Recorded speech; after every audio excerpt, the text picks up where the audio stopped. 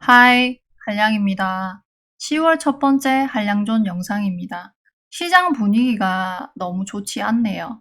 2022년 시작하면서 쭉 좋았던 적은 없지만 추석 연휴 이후부터 시장이 너무 안 좋은 방향으로 흘러가고 있는 것 같습니다. 코스닥 주봉인데요. 지난 9월 달은 주구장창 하락만 했던 시장이었네요.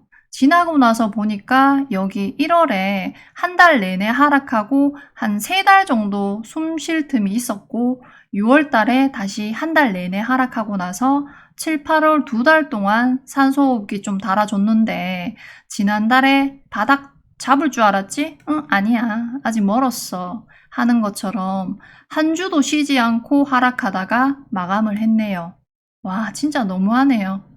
6월 달에 만들어 놓은 이 지지 구간을 큰 반발 없이 아주 스무스하게 깨고 내려온 상황입니다. 지난달에 지수가 빠르게 하락하는 흐름을 보여준 덕분에 주봉 이평선 배열도 보시는 것처럼 드디어 역배열이 완성이 되었네요.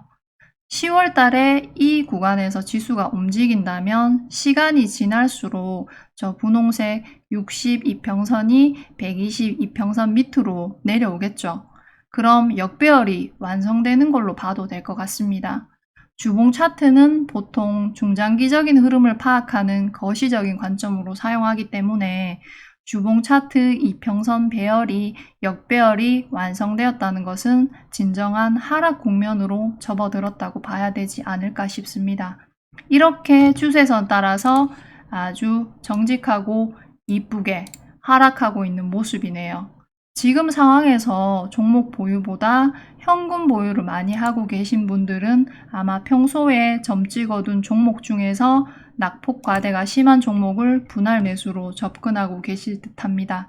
그리고 기술적 반등이 나온다면 아마 이 정도 구간쯤에서 수익 실현을 계획하고 계실 것 같다는 생각을 해봅니다. 이제 10월 달이 시작되니까 월봉 차트도 한번 파악해 보면 좋겠네요. 월봉 차트를 한번 보면 9월 달에 몸통이 꽉 찬 음봉으로 122평을 깨면서 마감한 모습입니다. 9월 달에 거의 17% 정도 하락했네요. 월봉 차트로 보니까 진짜 흐름이 너무 안 좋은 것 같습니다. 지금 상황에서 뭔가 시장에 악재가 해소되거나 지수가 반등할 수 있을 만한 여건이 만들어져야 하는데 다들 시황을 살펴보면 아시겠지만 좋은 여건이 1도 없는 상황입니다. 오히려 안 좋은 상황이 가속화되고 있는 것 같아요. 코스닥 지나간 월봉 차트로 살펴보면 2008년 이후에 시장이 안정화되면서 그래도 122평선은 지키는 추세로 흘러왔는데요. 2020년도 초반에 코로나 팬데믹 사태로 금융시장에 패닉셀이 나오면서 급락을 했을 때도 정말 빠르게 회복을 하면서 122평선을 지키는 모습을 보여줬는데요. 이번에도 제발 122평선은 지키는 모습을 보여줬으면 좋겠습니다. 지금 상황에서 지수가 반등을 하려면 환율이 안정화되거나 하락하는 흐름이 나와야 한다는 점, 아니면 국제정세 중에서 뭔가 긍정적인 분위기가 나와야 한다는 점, 예를 들면 러시아, 우크라이나의 휴전 협정이나 대만을 둘러싼 미국과 중국의 갈등 완화 정도가 되겠네요. 아니면 미국이 너무 빠르게 진행한 금리 인상을 잠시 쉬어간다는 분위기가 형성된다면 우리가 원하는 반등 흐름이 나올 수도 있을 것 같습니다. 근데 지금 상황에서는 환율이 쉽게 잡히지 않을 것 같고 러시아 관련해서는 지난주에 노르드 스트림 가스관이 터졌죠. 저 가스관이 터짐으로써 시간이 지날수록 러시아가 유리해진 상황이 만들어졌다는 생각이 듭니다. 그래서 러시아는 추운 겨울이 오길 기다리는 것 같습니다. 이런저런 상황으로 볼 때 개인적으로는 아직도 지수 하방이 더 남아있을 거라는 생각을 해봅니다. 신용잔고에 대해 많이 들어보셨죠? 신용잔고를 참고해서 지수 반등 시점을 어느 정도 예상하는 분들이 많잖아요. 아시겠지만 9월 4주차 때 신용잔고가 20조 정도 됐었거든요. 근데 지난달 마지막 주에 반대 매매가 많이 나와서 지금은 17조 후반 정도로 많이 줄어든 상태네요. 통상적으로 국내 주식시장 신용잔고가 16조 정도 형성되면 지수가 상승이 나아졌던 것 같은데 신용 잔고로만 본다면 조만간 반등을 한번 기대해 볼 수도 있을 것 같습니다. 지수가 반등을 한다면 보유한 종목이 내 본탈 가격까지 온다는 생각을 하면서 본탈 가격까지 무조건 버티기보다는 이성적으로 판단해서 반등폭만큼 손실을 줄이겠다는 생각을 가지고 손실 최소화를 목표로 대응하는 게 좋다고 생각합니다. 현금 확보를 무엇보다 우선으로 해야 하는 시장인 것 같습니다. 10월 첫 번째 한량존 관심 종목입니다. 지수 흐름이 좋지 않다 보니 지수 해지 관련 종목이 많이 보이네요. 단타 매매 위주로 매매를 한다면 태양광, 전기차, 신재생 에너지 등등 최근까지 강했던 테마나 섹터에서 반등을 노린 매매를 계획하기보다는 지수가 하락하는 상황에도 시장에 돈이 몰리면서 강한 흐름을 보이고 있는 종목들 위주로 매매를 하시면 그나마 안전하지 않을까 생각합니다. 첫 번째는 YTN, 민영화 관련 종목들로 정리를 했습니다. 지난주 시장에서 그나마 거래대금이 몰리면서 강한 모습을 보여준 테마인 것 같습니다. 다음 주 중에 민영화 관련된 정부 일정이 잡혀 있는 것 같으니 흐름을 지켜보면서 매매 계획을 세워보면 좋을 것 같습니다. 다음은 금리 관련해서 강세를 보이고 있는 종목들로 정리를 했습니다. 지난주 내내 강세를 보여준 종목들인데요.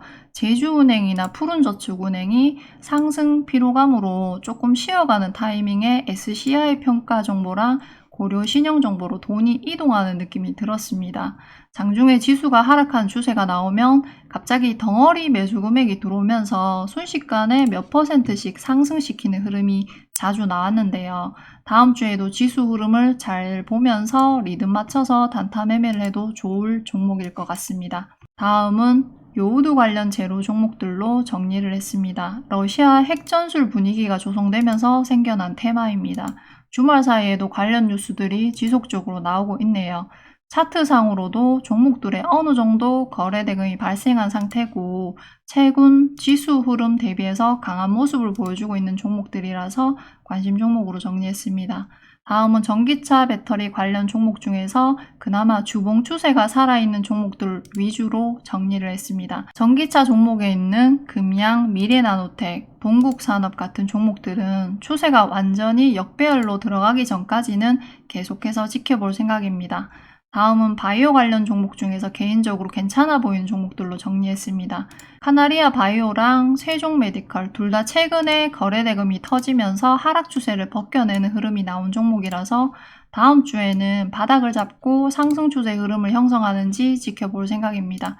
다음은 에너지 관련 종목들로 정리를 했는데요. 주말 사이에 원유 감산 소식이 있었네요.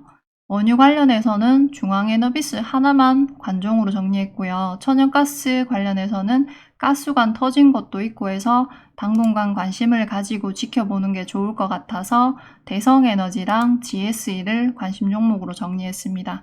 다음은 최근에 지수가 하락할 때 시장에 돈이 몰릴 곳이 없어서 한 번씩 뜬금포 강세를 보이는 곡물 관련주를 관심 종목으로 준비했고요. 그리고 일론 머스크가 휴머노이드 로봇을 공개했습니다. 일정에 맞춰서 공개를 하느라 기대한 것보다는 부족하다는 여론도 있지만 다음 주 시장에서 어떤 반응이 나오는지 지켜보기 위해서 개인적으로 흐름이 좋아 보이는 두 종목을 관심 종목으로 정리했습니다. 그리고 건설 관련주 중에서 강한 흐름을 보여주는 한미글로벌과 데모를 관심 종목으로 정리했습니다. 마지막으로 개별 재료를 가지고 있거나 개인적인 관점으로 흐름이 좋아 보이는 종목들을 묶어서 관심 종목으로 정리했습니다. 큰 욕심을 부리기보다는 약수익에도 감사하고 지키는 매매를 우선으로 해야 하는 시장인 것 같습니다. 다음 주도 안전 매매하시기 바랍니다. 화이팅!